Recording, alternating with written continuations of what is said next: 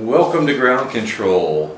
I'm a couple weeks late on this, but as promised, I'm releasing the plans and the documentation for the Glue and Fly Series F-22 Micro version 2. I made a couple updates to the plans and to all the documentation. So this is the original build. This is version 2, and there's a couple of minor changes to the plans. It'll be revision 1. So those are available for download. There's a link in the show notes to the zip file that contains the full-size sheet plans, which are 20 by 30, and then all the associated documentation will provide you with information on the setup for 2S LiPo, 3S LiPo, where your CG is located, all links to all the components that I have tested in this plane. There are links to a couple of items in there that I think would work very well, but I do not have and I have not tested. But like anything, you know, this Parkjet has been around since late 2018, and over time, you know, some of the components go away. You can't get them anymore. So I wanted to provide you guys with a couple of an alternate motor, an alternate speed controller, that you could purchase and use in this plane if for some reason you can't find the primary or alternate recommended setup for this plane. Okay, so being that it's 2 weeks late, I think what I'm going to do from now on, you guys, I don't know if there's any Trekkies out there, but if you remember Scotty, the engineer, and he admitted in one of the Star Trek movies that when he provided the captain with a time frame on getting something done, he would take how long he thought it was going to take, multiply that by a factor of 4, and that is the time frame that he would give the captain. So I'm going to start doing that from now on. I'm going to take however long I think it's going to take to get something completed, multiply it by 4, and that's the information I will get. And then when I get it done ahead of schedule, I'll look like a miracle worker. So hopefully there's some Trekkies out there. You'll know what I'm talking about. Anyway, if you guys, there will be a link to the playlist in the show notes for this Parkjet, as well as an overlay at the end of the video. So I didn't have time because of weather to make an additional flight video of this Parkjet before producing this. So this is just going to be informational for you, a couple build tips. We'll talk about the electronics, weight, etc. But I suggest that you take a look at some of the flight videos of this Parkjet and see what you think of it when you see the flight videos of it. But it's very fast, it's very aerobatic, it has a great thrust to weight ratio. The primary motor that I suggest for this is the RacerStar BR1306 4000 kV motor. That motor will provide on a 2S a 1.4 to 1 thrust to weight ratio on a 2S. Now this Parkjet, that's a pretty good thrust to weight ratio, but on a 2S it has very light wing loading. You can fly it fairly slowly, but you still have plenty of power to do aerobatics with it. And I think on a 2S LiPo, it would make a good training Parkjet. It's a pretty forgiving airframe. On a 3S LiPo, it gives you, with the recommended motor, it gives you a 2 to 1 thrust to weight ratio. So it has extremely fast speed, extremely fast acceleration, and unlimited vertical climb. Now, I had to use that motor in another project. I think it was a conversion of another plane. So what I ended up installing in this was another motor that I had on hand, which is the RacerStar BR1307 3500 kV. It's using the same prop and the same speed controller and everything, same LiPos that I used on the 1306. It's a lower kV. It has a little bit more torque than the 1306, so I would say it probably has a little better acceleration, but a slower top end. The thrust to weight ratio is a little bit lower. I think on a 2S It's a 1.25 to 1 thrust to weight ratio. Still plenty of thrust to do aerobatics with it. It's about 4 to 5 grams heavier with this motor compared to the 1306 motor. On a 3S setup, it has a 1.88 to 1 thrust to weight ratio. So still unlimited vertical climb even with the 1407 on there. So this is my recommended alternate motor if you can't get the 1306 4000 kV. The prop that I'm using on both those motors is the GemFan 3545 ABS prop, and these are multi-rotor motors, so they have a threaded 5mm shaft, and the props are 5mm hub. Works out great. All right, the all-up weight on the 2S is 129 grams, and the battery that I like using on a 2S, and I have to use an adapter, a JST to XT30 adapter. I would recommend using an XT30 connector on your battery and your speed controller. Use an adapter for your 2S setup, but it's a GNB 550 milliamp hour. It says 80C if you believe that. It's a good battery.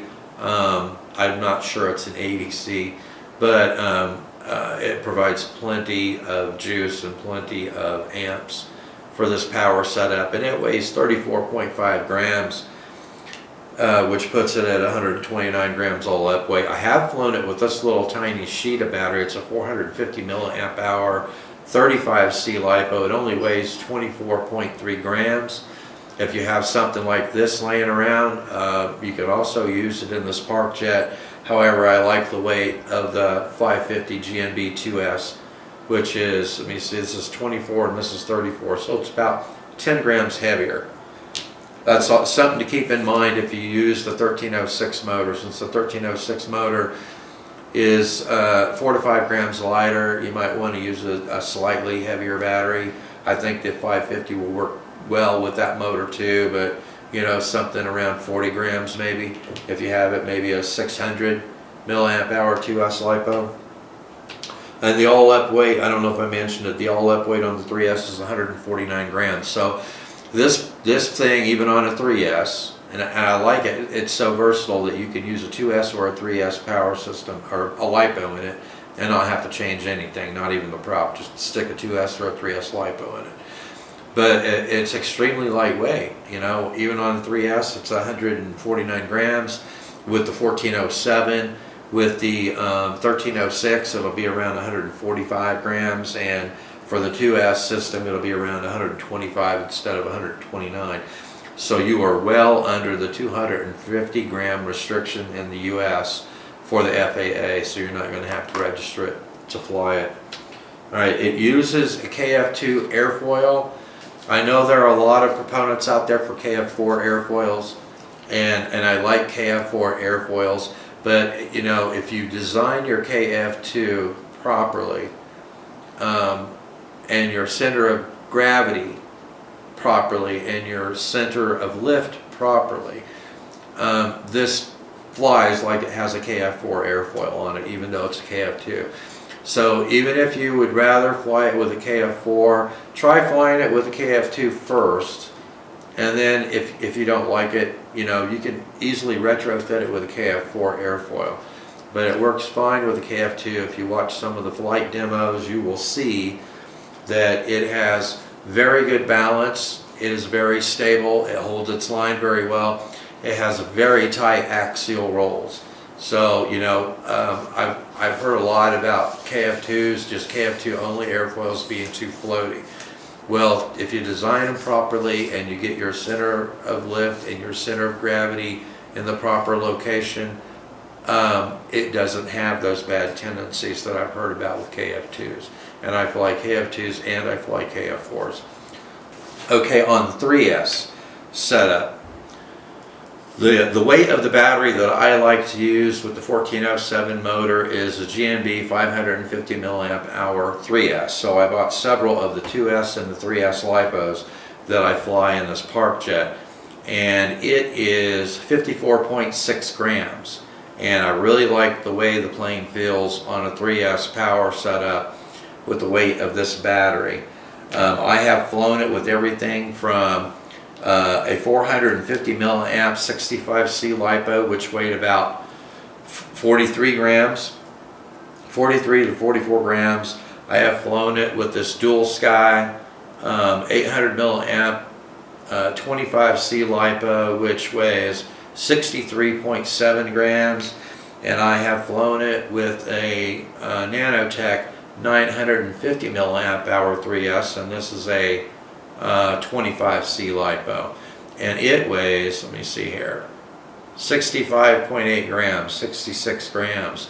And this is about the heaviest battery that you want to fly in it, not because it can't carry a heavier battery, but because you have to have the heaviest battery, this battery that I've used in it, pushed all the way back to where the receiver and the speed controller are in order to get the CG correct.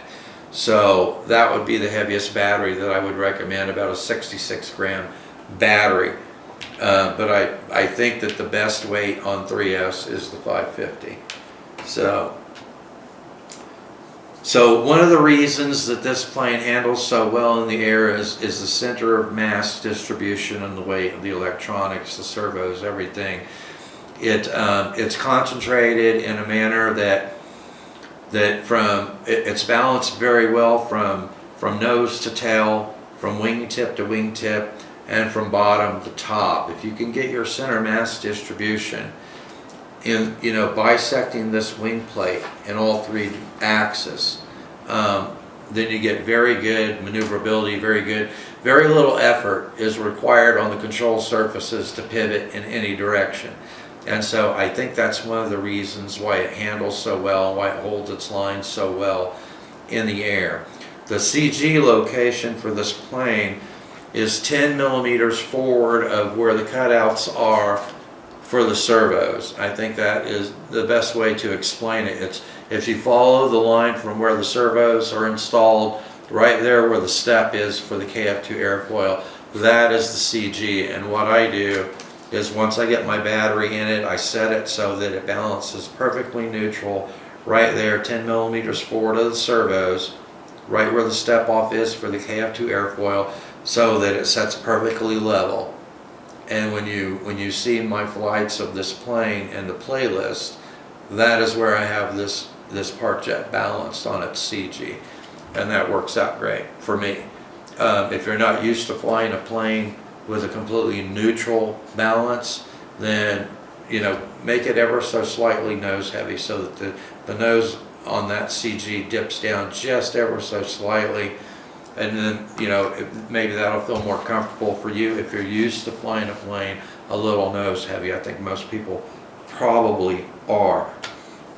The material that this aircraft is made of is 5mm Adams Ready board. A dollar sheet plus whatever the tax is in your state. That's what the entire airframe is made out of. There are only 11 parts to complete the airframe. So the assembly is a very easy. My philosophy is I want to design planes that look really good, that are very easy to build and repair, so you're not spending all your time building, you're spending your time flying. That's my philosophy. So 11 parts total to build the airframe for this Parkjet. The decals, you'll see the decals referenced in the documentation. The decals I did not include with the plans, and the decals are great. I think they look excellent. I've got 223 flights on this aircraft now, and I've abused it pretty good, but it still looks pretty nice, and I think the decals work out really well. But there are some issues with decals. Sometimes you'll have a decal that wants to peel up a little bit. Sometimes there's an air bubble underneath it. So what I have started doing is I have just started marking mine up with these big fat Sharpie markers. So that's what I use to mark up my aircraft now. If you've seen our Glue and Fly Series F-22 Mini V3, all the paint scheme on that aircraft was done with Sharpie markers. So in the plans or in the documentation, it will tell you that all the paper is removed from all the components except for the fuselage. So what I'm going to tell you now is leave the paper on, because the decals are not included unless you want to make your own decals. But leave the paper on for, you know, to add strength to the foam. The reason that I removed the paper is because I was going to be covering the foam with the decals, and that adds the strength that is lost from removing the paper. So leave the paper on, and either paint it or mark it or mark it up however you want to do it. But do not remove the paper except in the areas, the bottom of the Kf2 airfoil and the top of the wing plate where the Kf2 airfoil is going to attach. If you're going to put Kf4 airfoils on it, then before you attach the Kf4 airfoils, make sure you remove the paper on the bottom right where the Kf4 is going to attach. Leave the paper on everywhere else.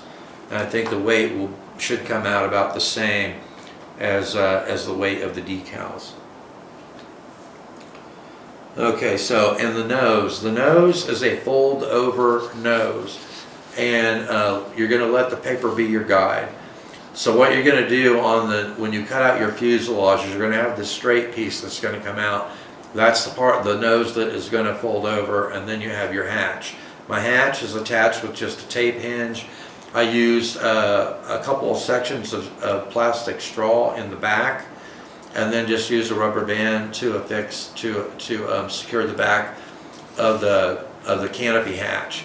Now you can do that, or you could use a magnet to attach it. I think if I was building this over again, I would probably use a magnet to secure the back of the hatch rather than the rubber band and either pieces of barbecue skewer or straw like I've used here.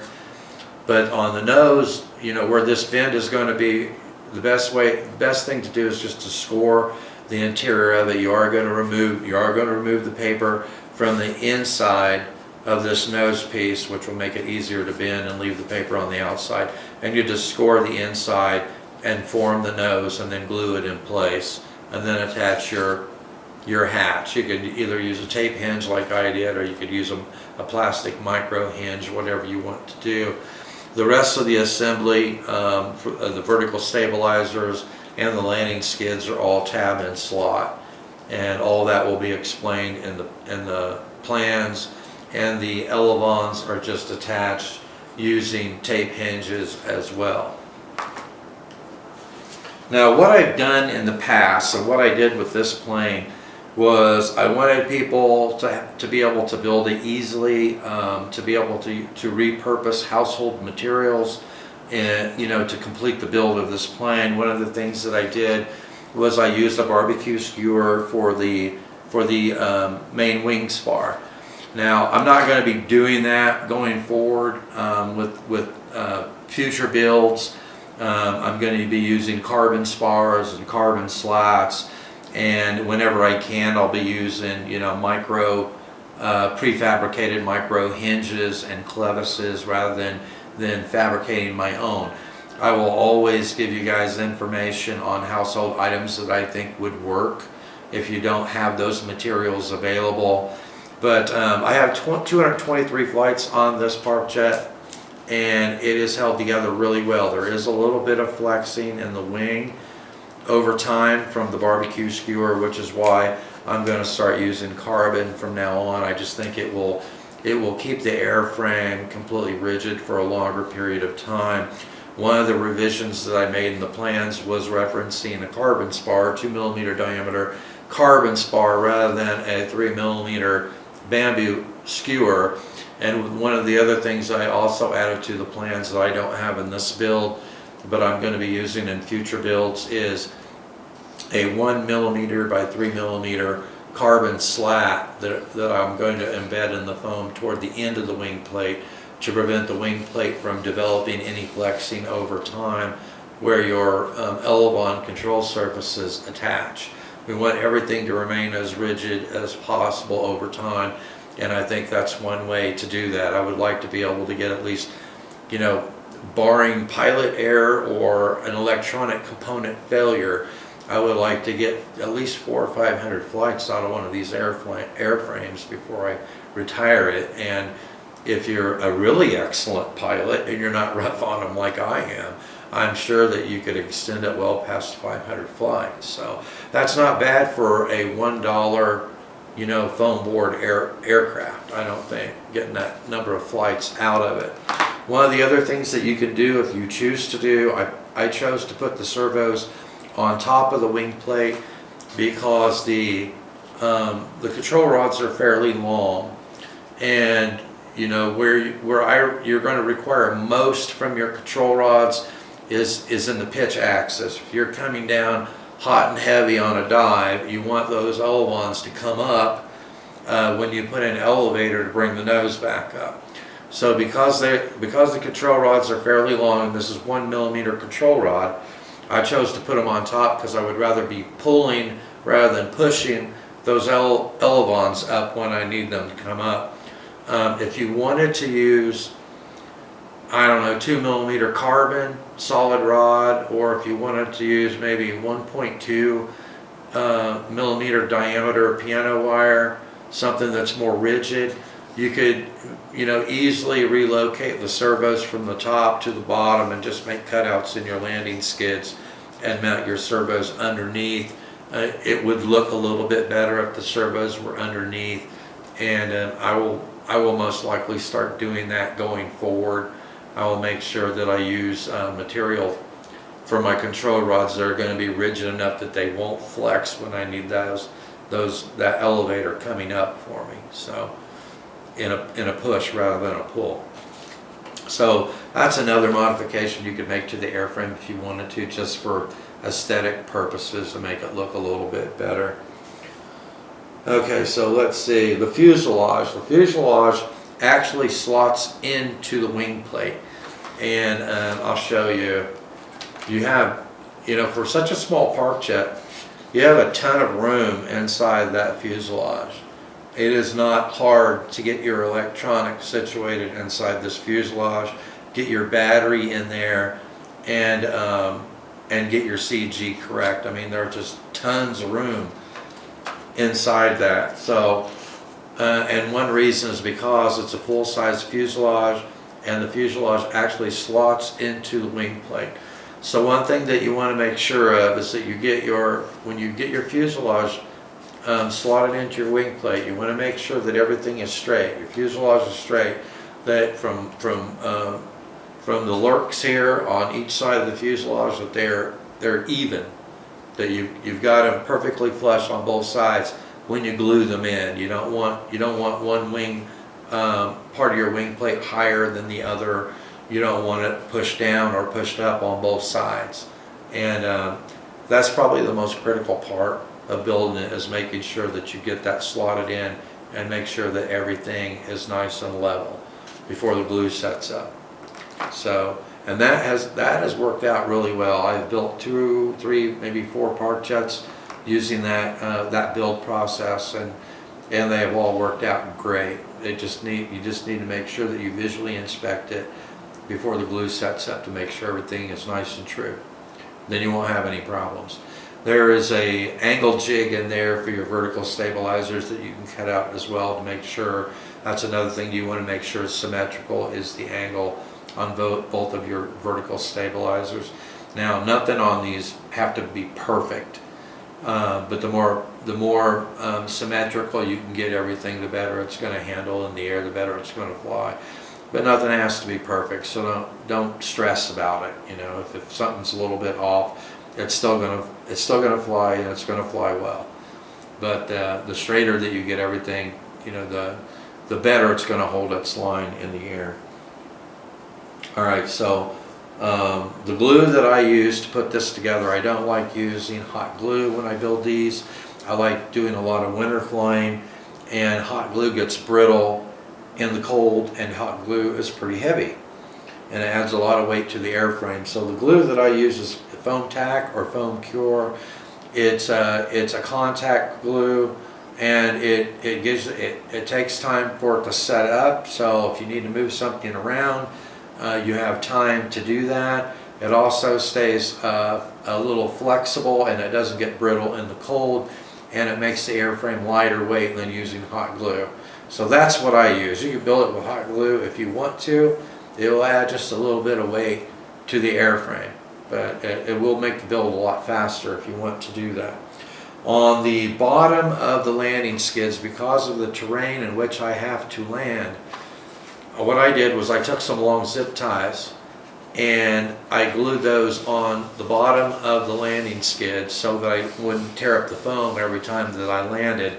And I just used some pieces of painter's tape to hold it in place as the glue was setting up, and I haven't had a single problem with these in probably 200 flights. It was probably within 20 flights that I realized I was going to have to do something landing out there in that hard pack to protect the foam, that I put those zip tie runners on there, and those have worked out absolutely fantastic and protected that foam. So my airframe is probably, I don't know, 3 or 4 grams heavier than yours will be if you do not have to add something like that. If you've got grass to land in, then you won't have to add that. So your airframe might actually be lighter than mine is. So there will be links in the show notes also to E3 Scott's Parkjet blog and his YouTube channel. He did test flights for me in the development of the Glue and Fly Series F-22 Mini version 3, and provided invaluable feedback on flight testing of that Parkjet. And he created a build guide on the version 3. And so the version 3 goes together the same way that this version 2 Micro goes together. The only thing that's different is the nose.